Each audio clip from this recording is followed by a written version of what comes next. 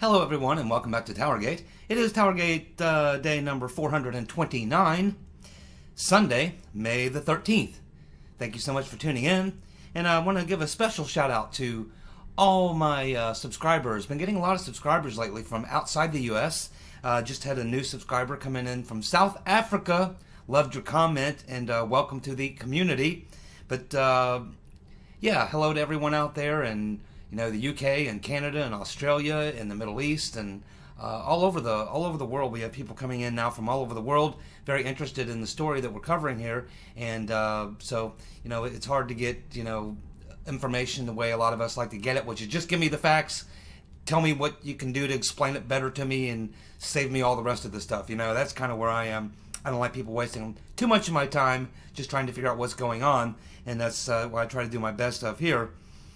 But I also want to say happy Mother's Day out there to everybody. It is Mother's Day, so I have a lot of mothers out there. So I want to say hello to all you mothers around the world who are tuning in this morning. Thank you so very much. You make the world go round.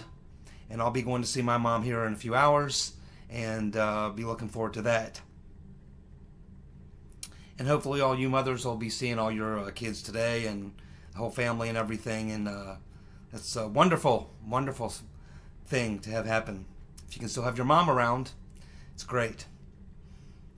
Let's get to the TowerGate news for today. Well, Senator Grassley, Chucky Grassley, has now sent a letter to Rodenstein and No Shit Sherlock Christopher Wray, the FBI director.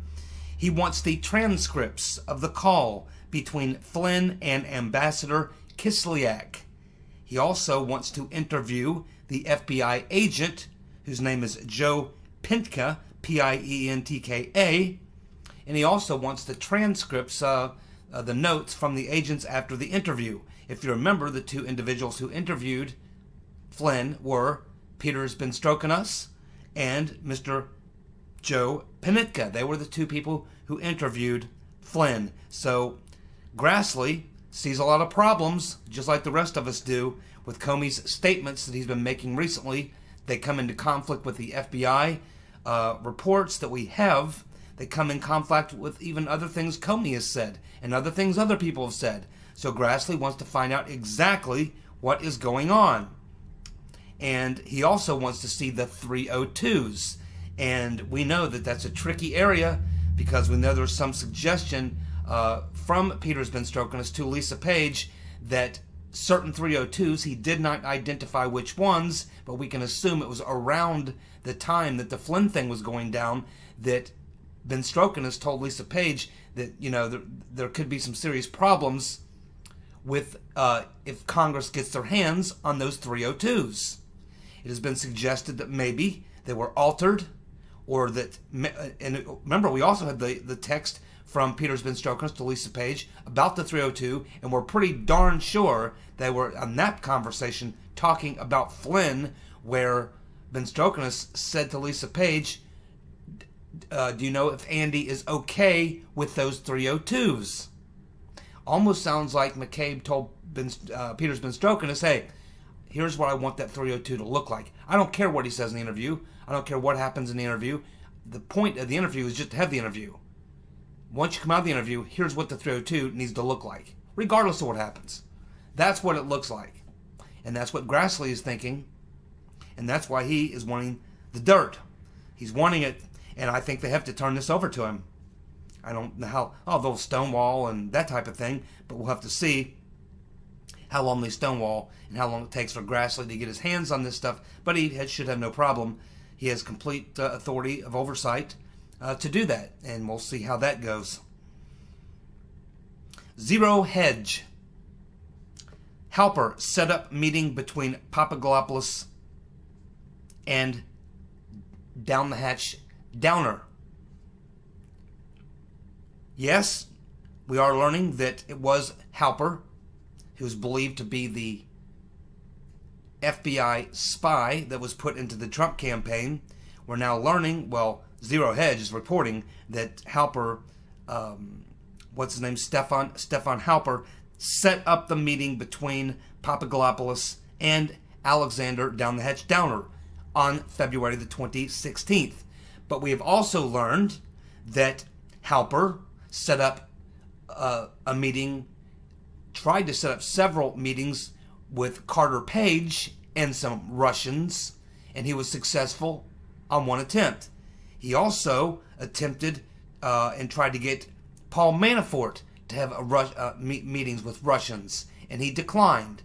And in both cases, or all three cases, Halper offered to pay the travel expenses and the hotel lodging for all three of these people to go take part in these meetings. Now, Manafort didn't fall for it. It appears that Carter Page may have fallen for it once.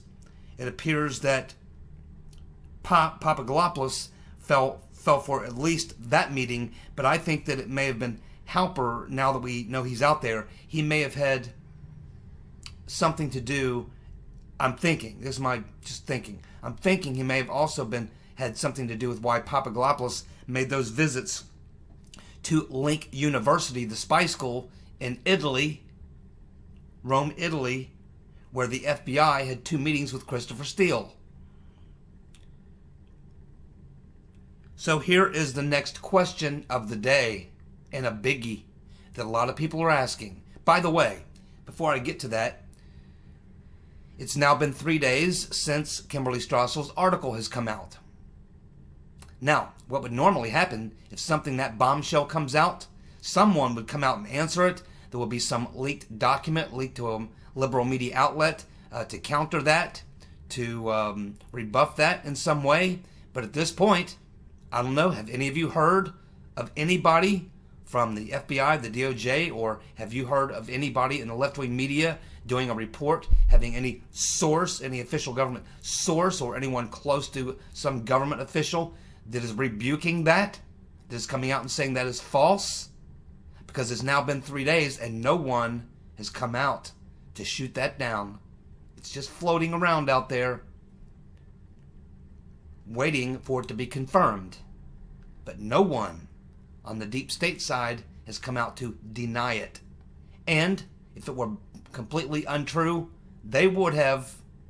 Has anybody heard of an interview with Mr. Halper?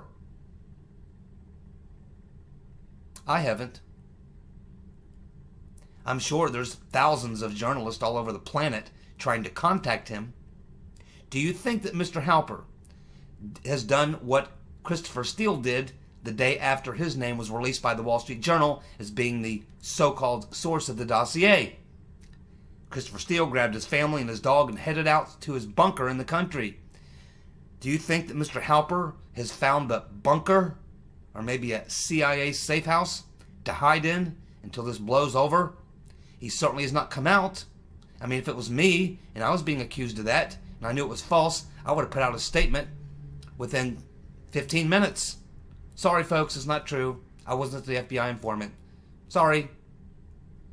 But nothing but crickets from Mr. Halper. Nothing but crickets from the left. Their sources aren't singing very much now. They aren't leaking very much now. They don't seem to have much information now. They always do before. But now, crickets. What does that tell us? Tells us the story is likely true. Which raises a very, very important question. Like I said last night, when you get to this point in the investigations, it starts to become a case where you have to look at a group of people who have been identified as being players in the crime, and you have to ask, what did you know and when do you know it? So that you can put together your complete package, your complete case, you might say, for prosecution. So that's where we are now in this investigation. We have enough players whose names are out there that we need to start asking that question. What exactly did you know? And when did you learn of it? And that's where we are now with Mr. Halper. And that's where we are now with the case with the FBI and their little informant. What did the FBI know and when did they know it? Well, let's see. Here's the question we really want to ask. When did, if Mr. Halper is the FBI informant, Stefan Halper, if he is the FBI informant, then when did he begin working for the FBI as their inside source? When did he start working for them?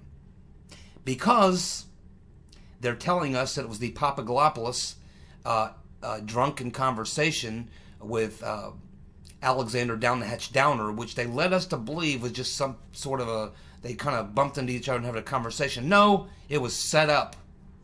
Took 3 or 4 different steps to set it up. And it appears that Mr. Halper was the man who set it up. So, if Halper began working for the FBI before the Pops Downer conversation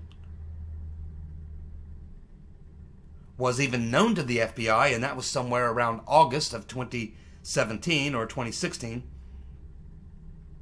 if he started working for them before the FBI learned about this conversation between Papadopoulos and Down the Hatch Downer, then that means that their entire reason for planting Mr. Halper was a lie. Their entire explanation for why they began this investigation will turn out to be a lie.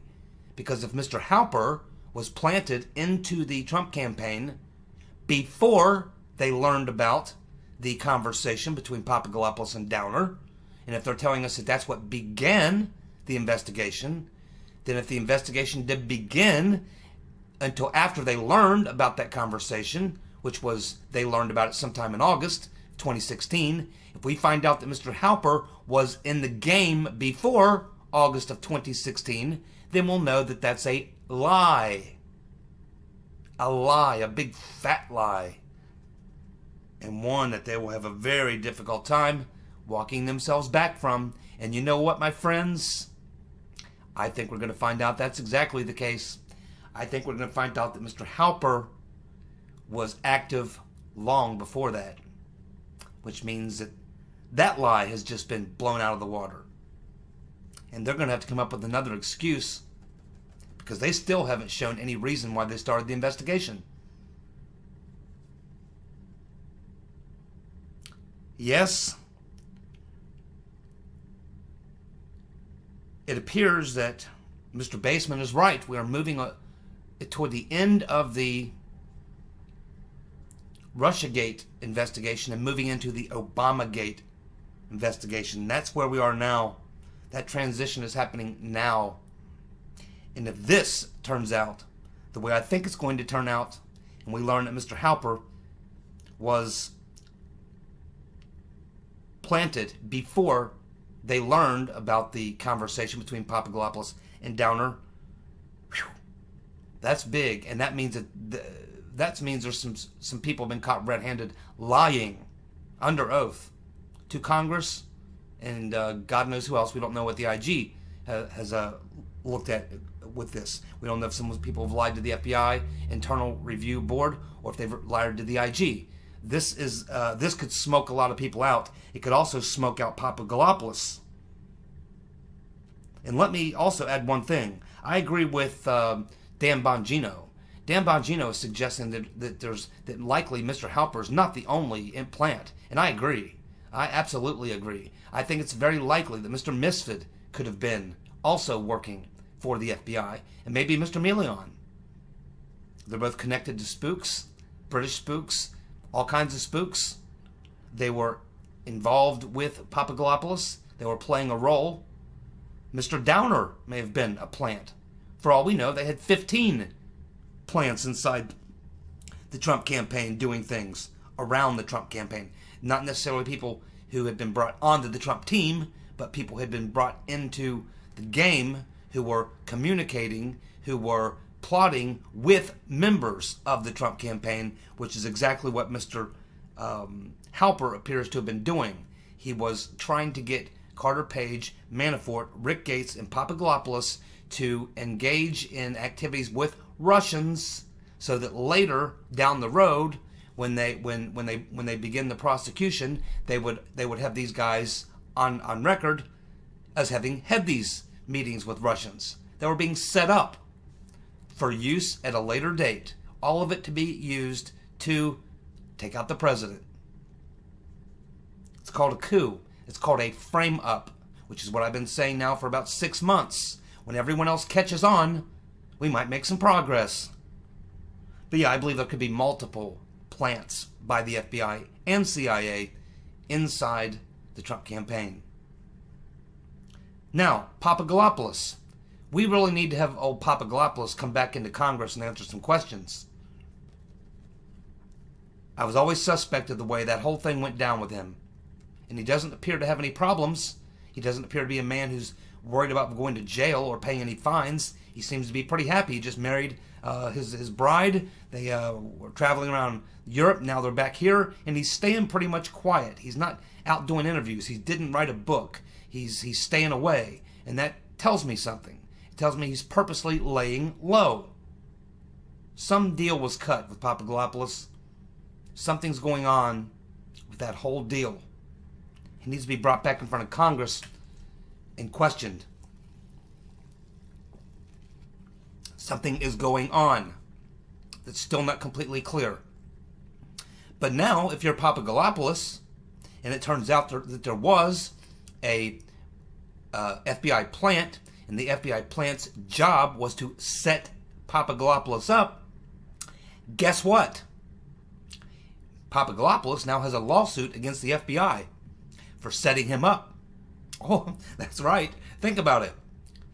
He got drugged through the system, supposedly was going to get a fine, supposedly is facing jail time, had to plead guilty to, 6 or 7, 8 counts of making false statements? That's the cover story anyway. That was the show trial for us. So, theoretically, Papadopoulos, if it turns out that there was this plant, Mr. Halper was a plant, and his job was to set up Papadopoulos and make it look like he was collaborating with Russians. My friends, that is not only that's a lot of you could sue for on 4 or 5 different grounds there. Obviously, there's a lot of different areas that you could pursue there legally when someone sets you up in a sting operation like that, and that would be against the Department of Justice. Papadopoulos has a case against the Department of Justice for setting him up. Oh yeah, he sure does. It could be a defamation suit. It could be a conspiracy suit. It could be a abuse of power suit. It could be, oh my God, he's probably got 15 different ways that he could prosecute or sue the Department of Justice. And you know what? If he doesn't come out and write a book and make millions of dollars like Comey, if he doesn't go out and do shows and get paid $50,000 for an interview, if he doesn't, because so far he hasn't, why is Papadopoulos laying low and keeping quiet? At the same time, we're told his sentence has been putting off indefinitely, yet he's not interested in going out, hitting the circuit, writing a book, and making millions of dollars. He had a key role, as it appears, in this grand conspiracy. Yet he doesn't seem to be interested. He's laying low, keeping his mouth shut. Now that he's been the victim, a victim of the Department of Justice and the FBI, and trying to set him up, and in fact did set him up, were successful in setting him up, he has a hell of a good case against the Department of Justice. Let's see what he does. I think there's a lot more to learn about Papadopoulos. I still don't believe he knew that he was being used. I think they took advantage of him. That's what I think. But now I'm starting to say we need to go back and look double hard at exactly how he got brought into this thing. Because what if we learn that not only was Mr. Halper brought in to set up Papadopoulos, but we find out that somehow the FBI was involved in getting Papadopoulos into the campaign so that they could use him as a setup man. We need to look a little bit harder at exactly how Papadopoulos got into this job that was way over his head. We know Mr. Clovis brought him in. Clovis is another guy who stepped back in the shadows, shut his mouth, hasn't done anything. He's being very quiet. He was interviewed by Mueller. He was interviewed by the House Committee, I think. But you haven't heard hardly anything from him. We need a much deeper dive into Papadopoulos, exactly how he got into the campaign, who it was that made that happen, and whether or not they have connections to Mr. Halper, Mr. Downer, British intelligence, or the FBI or DOJ or any of these other people. We need to find out. There's something stinks still about this deal that we don't know about. I'm telling you. J.C. Hastings, one of our contributors, one of my subs, made a very interesting comment. And the whole comment's very interesting, but I want to focus on the last thing he said, or one of the first things he said in his comment, is that this all started with the Rotten Reverend Clinton, and he was referring to the Russia, Trump Russia, Russia hoax, Russia this, Russia that. He's right. It all started with the Rotten Reverend Clinton and the DNC, but she was running the DNC at the time, telling us that the Russians are the ones who hacked her server and gave that stuff to WikiLeaks, and Trump must have been working with them. It all started with the Rotten Reverend's server, the DNC server. And we know exactly how they came to learn or how they came to come up with that line that it was the Russians. Of course, it was her lawyer, again, from Perkins Coie. He's the one who came out and said, oh yeah, we need to hire CrowdStrike and bring them in. It was CrowdStrike who went in. We know what their situation is. They're the ones that gave us the narrative.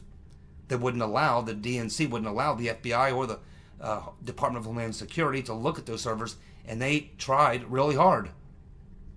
No way they wouldn't let them touch those servers or get anywhere near them. Instead, they bring in CrowdStrike, Mr. Elias, Hillary's lawyer, and the DNC's lawyer. They bring in Elias. They call Elias. He brings in CrowdStrike, and they tell us it was the Russians. The next thing you know, the Russians hacked the DNC. They gave the stuff to WikiLeaks. And, of course, now it looks like Trump and his team must have been involved in that. That's what that whole investigation was that brought Mr. Halper, very likely, into the scheme. But they knew it was all bullshit. Okay? Keep that in mind at all times, as we're talking about all this. All this stuff that they did, they knew it was all being done based on bullshit because they created it. They created the false narrative, and then they put together an investigation to investigate the false narrative. But they really weren't investigating the false narrative. They were actually running a frame-up operation and using this fake investigation based on something they created to be the alibi for why they were doing what they were doing. See, it's really not very complicated. I probably just made it more complicated than it really is. But it's just funny that when I read that comment by J.C. Hastings, I thought, he's absolutely right. This all started with the DNC server, which in itself, that whole thing may have been a setup for all we know. For all we know, the FBI went in and hacked the DNC and gave that stuff to WikiLeaks to create all this. Who knows how deep this rabbit hole goes when you're this deep in it. But one thing I thought about is, if you think about it, it all started with the DNC server, and when we get finally to the end of this gigantic conspiracy, this gigantic black hole of craziness, when we get to the end of this, it might just end up going right back to that DNC server. Right back to that DNC server, questioning from the very beginning. And then everything that happened, it'll all come full circle, and then they'll end up asking that question one more time, just like I did from the very beginning, where it all started. So, are we really sure that it was the Russians that hacked that server? Are we really sure about that? How do we learn about that? Maybe we should look at that server, assuming it hasn't been bleach pitted by now, or destroyed. Well, I don't know if any of you guys saw the video of Mad Maxine Waters melting down, but there was a Republican congressman, I forget his name, but he's a good guy, and he was making a speech talking about making America great again, and this triggered Maxine Waters so bad that she came up and got on the microphone and went off on a crazy rant about, she didn't use the word, well, she may have used the word racism, I can't remember, but she was talking about just a bunch of gobbledygook, basically, and she really went unhinged and looked nutty. I mean, I'm surprised they didn't, have the guys in the white coats come out and pull her away from the microphone. I have seen other congressmen, escorted away from the microphone before. And I remember one time Ted Kennedy was giving a speech and he was so drunk he couldn't hardly stand up. And they had to actually kind of come up, Ted, yeah, Ted. Thank you very much. Exit stage left. There goes Teddy. I was waiting for someone to exit stage left, Maxine Waters, because she's now completely lost her mind. And we know how to trigger her now. Just say anything about making America great again, and you will watch Maxine Waters melt down. And I'm surprised that the Democrats haven't, tried to defeat her. There's somebody running against her now that may beat her. But they keep, bankrolling her and supporting her. And I'm not sure why. I mean, I guess she goes along. But, she does go along. But she can't be helping their brand. She can't be. I mean, they got to be scratching their head sometimes and thinking, man, Maxine is like, can somebody shut her up? No, you really can't shut her up. You really can't. Okay, this just in. Khalid Sheikh Mohammed does not endorse Gina Haspel for director of the CIA. Khalid Sheikh Mohammed does not endorse Gina Haspel for director of the CIA.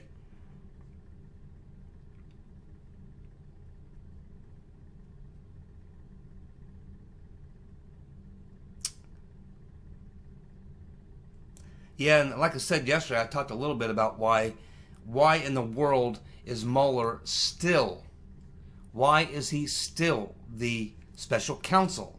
They should have had an immediate meeting. They should have had some sort of immediate vote on the House and in the Senate to impeach the special counsel Mueller.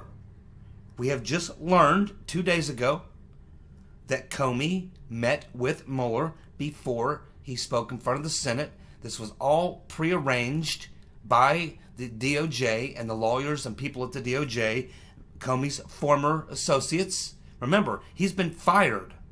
So now he's fired. He's no longer the FBI director. He's waiting, and there's serious questions about things he might have done that could lead to criminal charges. So he's fired. Then they bring in the special counsel, who happens to be his good friend.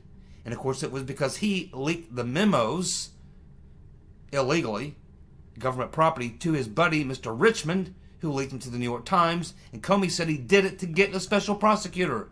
So he's fired. He leaks these memos, gets a special prosecutor, who's his good friend Mueller. Then Mueller's appointed special counsel. And then somewhere within a couple days of that, Comey's communicating with Mr. Rybicki and Mr. Baker and others, his former associates at the FBI, who are also targets of an IG investigation. Then they tell him, yeah, you need to come here and sit and talk to our lawyers. We need to take a look at every document that has anything to do with any of this, or anything you were read in on, or anything that was emailed to you, or what have you, anything you might have any involvement in. We need to make sure that your statements are correct. And then, of course, you need to talk to Mueller before you talk to anyone in the Senate. They're essentially prepping him. Not only that, it looks like they're all trying to get their story together. Imagine in a local case or a county-wide case or a state case or even a federal case where the prosecutor sits down with one of the targets of the investigation. The target of the investigation gets to go to the prosecutor's office and talk to all the attorneys working on the case. He gets to look at all the evidence that may possibly be used against him. I mean, come on, folks. This is like a banana republic. There should not even be any question. And this is not even something that's in question. We know. We're reading the damn texts. We're reading the emails between Comey and Rybicki and Baker and others where they're talking about all this. This is an absolute no-brainer. This is an absolute no-brainer. Rodenstein who should be recused or resign himself, because he's also involved in all this. He should be firing Uncle Bob, or Uncle Bob should be resigning, or the Congress, they should have held an immediate session in Congress. The House should have voted. They need 51 votes. Then you go over to the Senate, you vote, you get 2/3, and Mueller is gone. That's what should be happening. This is a massive obstruction right in front of our face, and they don't even care. Is this maddening? Whew. You know, I know Trump wants to keep arm's length away from this to make it so it doesn't appear, like he's getting involved, and he's right. That is the correct position to take. But there is a point where you just at some point have to say, man, let the chips fall where they may. I got to get control of this thing. Sessions is, whatever reason, good guy, bad guy, we don't know. Whatever reason, Sessions is allowing all this to go on around him.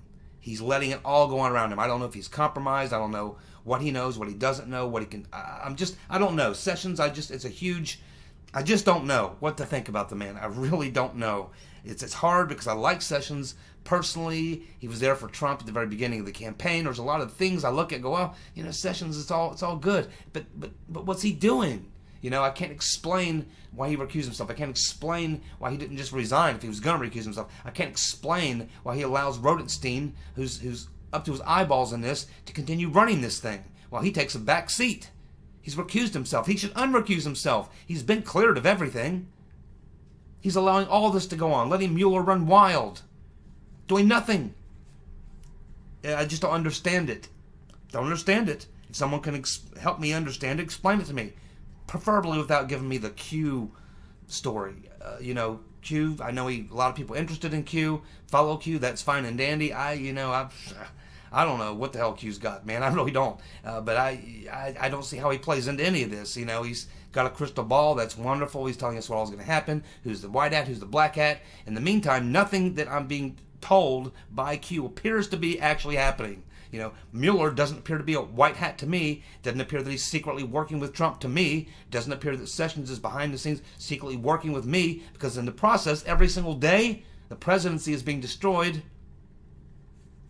The country is being hurt. There's no need for all this to happen. Why play this entire charade? If Mueller's a white hat, if he's a good guy, and Sessions is 100% pure as the wind-driven snow, they'd be busting these people's balls tomorrow morning. There wouldn't be all this show going on. None of it makes any damn sense. None of it makes any damn sense, man. There's things that we don't know. There are things that we are not being told, that we haven't learned about, and I'm pretty sure that not even Nunes probably. He's probably getting a lot closer. By the way, Peter King says that Nunes and Gowdy were not able to look at anything that day when they had that meeting, but they did discuss topics that were classified. So that means that Nunes didn't get to see that name, if Peter King's telling the truth, and I believe he is. But I don't think that Nunes needed to see the name. He knows who the name is. He just needs to confirm it before he completes his investigation or works to the next step of his investigation. Nunes knows who that person is, and so does Trump. You can bet on that. They know who that redacted name is. He just wants confirmation. I would have no doubt in my mind that Nunes, even though he couldn't look at it, probably looked at Rodenstein at some point at meeting and said, okay, is that guy Stefan Halper, the guy you got blacked out? Is that Stefan Halper? Is that who it is? I would have no doubt in my mind that took place. One last thing. This idea about a mole. I'm still waiting for the media narrative, and even a lot of people on the right wing, the right center, whatever, to come out and get this narrative right on this so-called mole. This is not just, when you say mole, you're generally talking about someone who the FBI puts in to listen and watch and observe and give information. And you try to keep a mole around for as long as you can to keep getting information. But he doesn't usually do things like manipulate people, circumstances, situations, anything that could compromise him or get him killed. What we have here is not exactly a mole. We have an operative here, an FBI operative, a secret spy operative here. Maybe CIA, FBI, I don't know. But probably both.